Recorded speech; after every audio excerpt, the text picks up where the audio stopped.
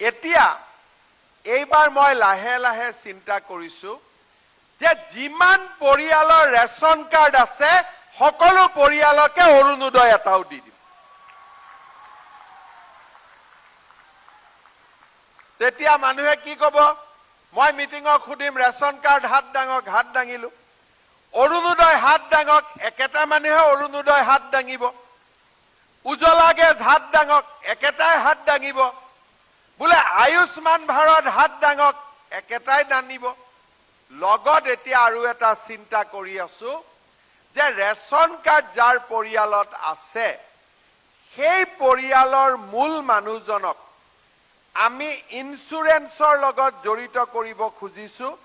Premium আপোনালোকে দিব নালাগে, প্ৰিমিয়াম চৰকাৰে দিব, কিন্তু পৰিয়ালৰ মুৰব্বী মানুহজনৰ মৃত্যু বা এক্সিডেন্ট হলে দুখীয়া ফেমিলিটোৱে কিছু হলেও ইন্সুৰেন্সৰ পৰা টকা পাব।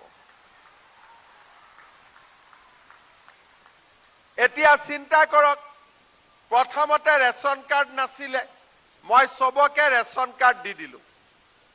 এতিয়া অৰুণোদয় নাই, অৰুণোদয়ও ৰেচন কাৰ্ডত দি দিম। অলপ দিন লাগিব, লগে লগে নহয়, লাহে লাহে গৈ থাকিম, কিন্তু কৰি দিম।